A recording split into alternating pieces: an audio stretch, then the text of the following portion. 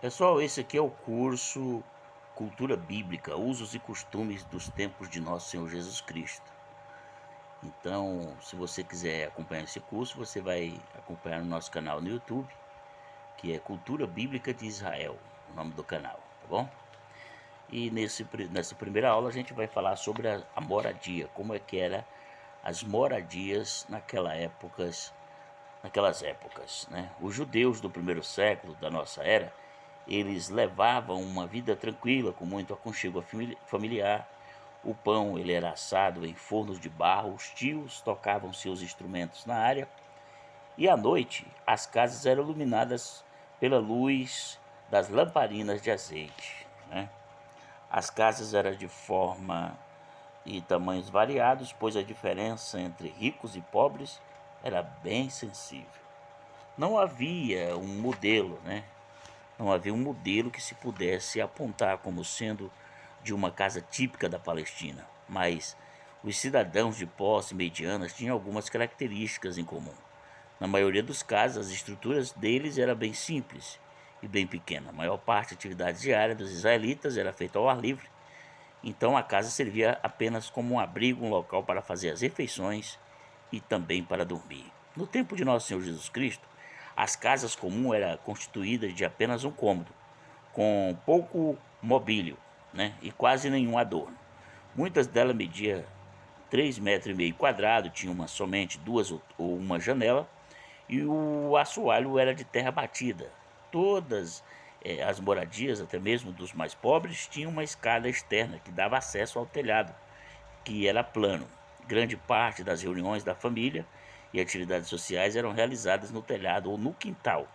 Muitas vezes eles dormiam no telhado sobre o céu estrelado, principalmente nos meses quentes do verão. Quando queria um pouco mais de privacidade, erguia ali uma barraca ou uma tenda, né? E como que eram os telhados daquela época, né? Ao se construir uma casa, o telhado era praticamente uma sala de estar. Recebia certos cuidados especiais.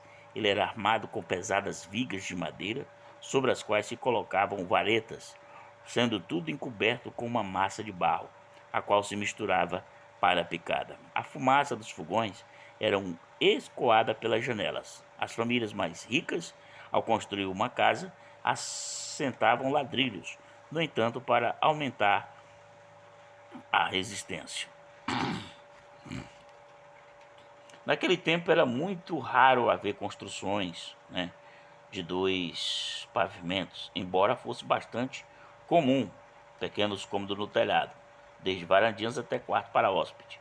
Esse cômodo, chamado alilá, às vezes seria como casas de veraneio ou aposento.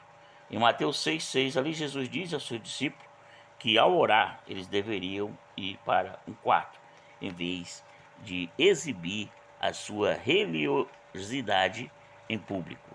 Sendo o telhado plano, prático e de fácil acesso, era utilizado diversos materiais. Certa vez Pedro foi orar no telhado. Muitos outros já fizeram o mesmo. Eram dali que se faziam as comunicações especiais, enunciadas em alta voz.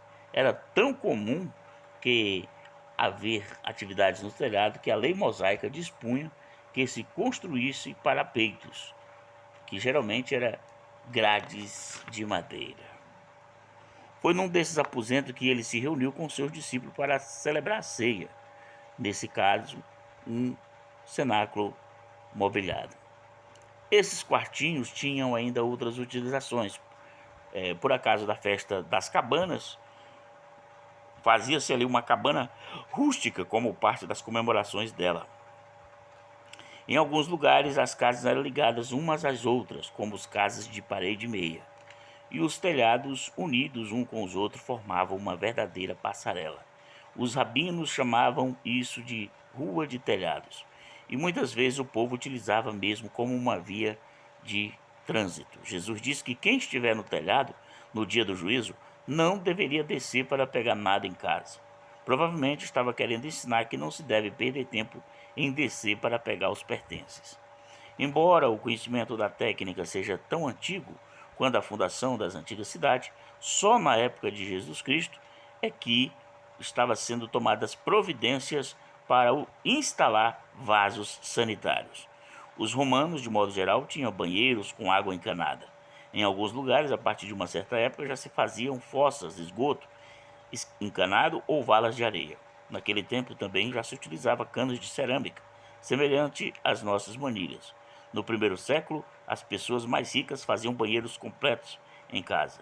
Em algumas havia até banheiras e outras tinham sistema de aquecimento d'água.